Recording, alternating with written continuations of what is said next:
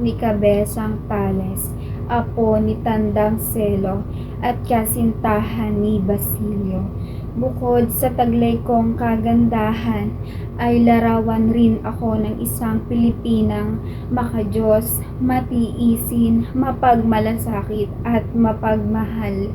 Hindi na ako nakapagtapos ng pag-aaral dahil sa pagkakabaon sa utang ng aking ama nang bigla siyang dakpin ng mga masasamang loob ay kinakailangan kong magpaalipin upang makapagbigay ng pera sa mga kumuha sa kanya. Mahirap, ngunit ganun ko kamahal ang aking ama, kung kaya't ganun na rin ang pagmamahal ko sa aking kasintahan na si Basilio. Isang araw ay nakaabot sa akin ang balita na nakulong ang aking kasintahan na si Basilio.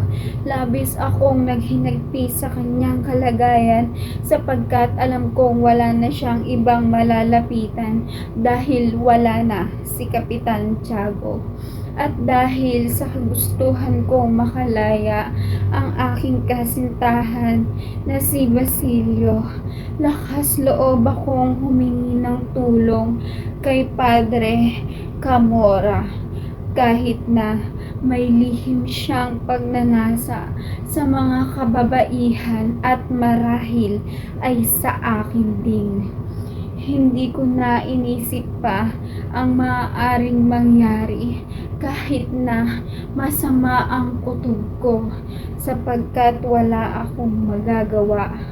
Ang tanging hinangad ko ay ang kalayaan ng aking minamahal.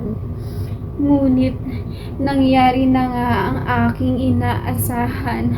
Ako ay kanyang pinagsamantalahan.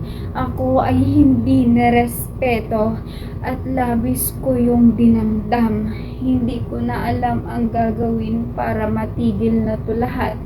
Kaya sa isang iglap, aking naisip ay iisa na lamang at ayon ay ang kamatayan.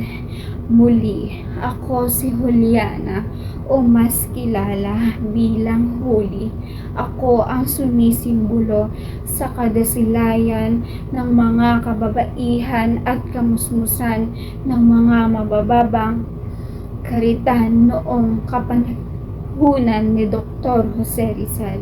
Isa ako sa mga mabaing tinanggalan ng karapatan at kalayaan sa pagiging ligtas mula sa kapahamakan hanggang ngayon ay makikita na rin sa kasalukuyan. Muli, ako si Huli, isang tahimik na dalaga, ngunit ang puso ko'y punong-puno ng tapang sa mundong mapang-api. Natuto akong yumuko, hindi dahil mahina ako, kundi dahil mahal ko ang aking ama at ang aking mga mahal sa buhay. Kung ito ang kailangan upang makalaya ang aking ama, ay titiisin ko ang lahat. Maaga akong nagsakripisyo, iniwan ko ang aking pangarap upang iligtas ang aking ama. Ako'y naging isang kasambahay.